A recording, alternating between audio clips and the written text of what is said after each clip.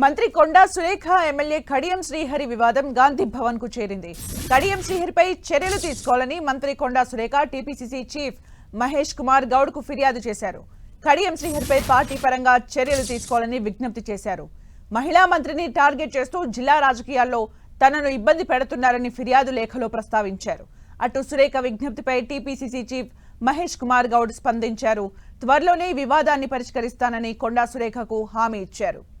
తనకు కనీస సమాచారం ఇవ్వకుండా తన శాఖ అధికారులతో కడియం అధికారిక సమీక్ష నిర్వహించడం పట్ల మంత్రి కొండా సురేఖ తీవ్ర ఆగ్రహం వ్యక్తం చేశారు. ఈ విషయమై ఆమె సీఎం రేవంత్ రెడ్డికి ఫిర్యాదు చేస్తూ 3 పేజీల లేఖ రాశారు.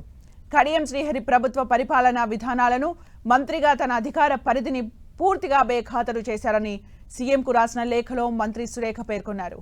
ఈ లేఖపై కడియం శ్రీహరి స్పందించారు. దేవాదాయ అధికారుల దగ్గరికి తాను వెళ్తే సమీక్ష ఎలా అవుతుందని కడియం ప్రశ్నించారు. సమీక్ష అనడం అవగాహన లోపం అవుతుందన్నారు. తనను ఎవరు వివరణ అడిగే పరిస్థితి రాదని, తాను ఎవరికీ వివరణ ఇవ్వవలసిన అవసరం లేదన్నారు. ఇక పూర్తి అప్డేట్స్ మా ప్రతినిధి ప్రతాప్ అందిస్తారు. ప్రతాప్.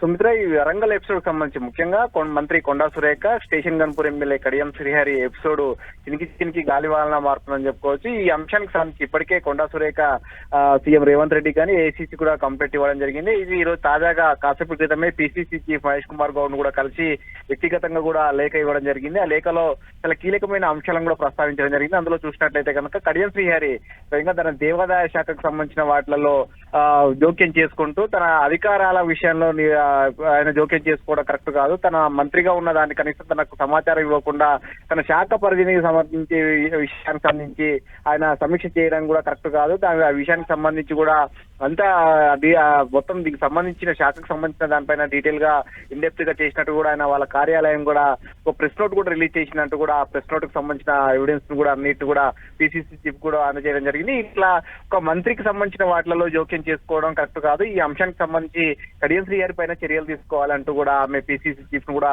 కోరడం జరిగింది. దీనికి సంబంధించి పార్టీకి సంబంధించి అంటే పార్టీ పరంగా కూడా ఆయన విషయంలో జోక్యం తీసుకోవాలి. ఇప్పటికే ప్రభుత్వ పరంగా దానికి సంబంధించి కూడా సీఎం రేవంత్ రెడ్డి కూడా లేఖ రాయడం జరిగిందంటూ కూడా లేఖలో ప్రస్తావించడం జరిగింది. సీఎం తో పాటు ఇప్పటికే ఏసీసీ దృష్టి కూడా తీసుకెళ్లినట్టు కూడా తెలుసు. సో మొత్తం మీద ఈ ఎపిసోడ్ కు సంబంధించి కాస్త హాట్ గా అయితే మారుతుంది. ఈ అంశం మొన్న సీఎం కు లేఖ రాసిన నేపథ్యంలో నిన్న కడియం శ్రీహరి కూడా స్టేషన్ గన్పూర్ ఎమ్మెల్యే కడియం శ్రీహరి కూడా నిన్న స్పందిస్తూ తాను ఎవరికి వివరణ ఇవ్వాల్సిన అవసరం లేదు, ఒక ఎమ్మెల్యేగా తన నియోజకవర్గానికి సంబంధించిన ఇష్యూస్ మాత్రమే ఇక్కడ అధికారుల దగ్గరికి వెళ్ళి నేను అడగడం జరిగింది తప్ప నేను రాష్ట్ర వ్యాప్తంగా చేయట్లేదు, రాష్ట్ర వ్యాప్తంగా సంబంధించిన అంశం కాదు కాబట్టి ఇలాంటి విషయాల్లో ఎవరికి వివరణ ఇవ్వాల్సిన అవసరం లేదు. తన నియోజకవర్గానికి సంబంధించి తన ప్రజలు పెంచుకున్న వ్యక్తిని కాబట్టి తన నియోజకవర్గానికి సంబంధించిన అంశాలను మాత్రమే అక్కడ డిస్కస్ చేసింది. అధికారుల దగ్గరికి ఎక్కడికైనా వెళ్ళొచ్చు అంటూ కూడా కడియం శ్రీహరి నిన్న దానికి సంబంధించి కూడా వివరణ ఇవ్వడం జరిగింది. సో ఈ ఎపిసోడ్ సంబంధించి రోజు రోజుకు చినికి గాలివాలన మారుతుంది. ఒకవైపు చెప్పండి సుమిత్ర. అంటే నిజానికి సీఎం కి లేఖ రాయడం జరిగింది, పీసీసీ చీఫ్ కి కూడా ఫిర్యాదు చేయడం జరిగింది. అయితే కడియం మాత్రం నేను చేసిన తప్పేం లేదు అని చెప్తున్నారు.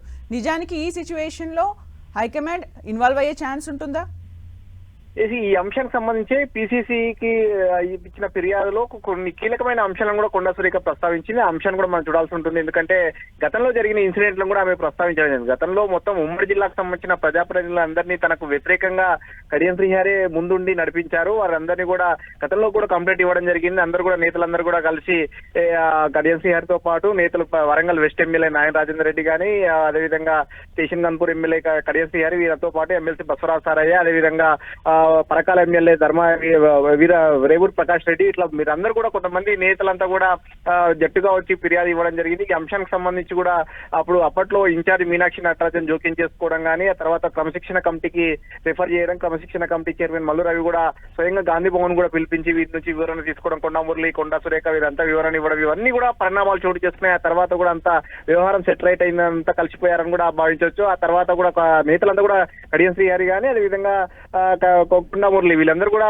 వరంగల్ ఒక ప్రోగ్రామ్ తో కూడా కలిసిపోయినట్లుగా కొన్ని విజువల్స్ కూడా రావడం జరిగింది. ఈ పరిస్థితుల నేపథ్యంలో మళ్ళీ ఒకసారిగా ఈ ఎపిసోడ్ తోటి కడియం శ్రీహరి రివ్యూ ఎపిసోడ్ అనేది మళ్ళీ మొదటికి తీసుకొచ్చిందని చెప్పుకోవచ్చు. ఈ అంశానికి సంబంధించి కొండా సురేఖ ఇప్పుడు లేవనెత్తిన అంశాలు ఒకవైపు ప్రభుత్వ పరంగా సీఎం రేవంత్ రెడ్డికి ఫిర్యాదు చేస్తున్నాయి, మరోవైపు పార్టీ పరంగా పిసిసి చీఫ్ కు ఏసీసీ కూడా ఫిర్యాదు చేసింది. కాబట్టి ఈ అంశానికి సంబంధించి ఏసీసీ ఎలాంటి జోక్యం చేసుకోవాల్సి ఉంటుందనేది కూడా చూడాలి. ఇప్పుడు పిసిసి మాత్రం ప్రజెంట్ ఒక హామీ ఇవ్వడం జరిగింది. తాను కడియం శ్రీహరితో కూడా మాట్లాడతాను, ఈ అంశానికి సంబంధించి కూడా సెటిలైట్ చేస్తాను, పోలీస్ స్టాఫ్ అది సమస్యను పరిష్కారం చేసే దిశగా తాను చొరవ తీసుకుంటానంటూ కూడా ఒక హామీ ఇవ్వడం జరిగింది. కాబట్టి ఇప్పుడు పిసిసి ఎలాంటి రోల్ పోషిస్తారు, ఎలాంటి తీసుకోవడం, గతంలోనే క్రమశిక్షణ కమిటీ ఈ అంశానికి సంబంధించి అంతా కూడా పక్షాలు పిలిచి మాట్లాడింది. కాబట్టి ఇప్పుడు నెక్స్ట్ కొండా సురేఖ ఏ అంశానికి సంబంధించి ఫిర్యాదు చేసింది. కాబట్టి ఏ విధంగా కడియం శ్రీహరికి మాట్లాడతారా, కడియం శ్రీహరి ఎపిసోడ్ మరో ఇప్పుడు ఇంట్రెస్టింగ్ గా మారుతుందని చెప్పుకోవచ్చు. ఎందుకంటే ఆయన బీఆర్ఎస్ నుంచి గెలిచిన ఎమ్మెల్యే, ఆయన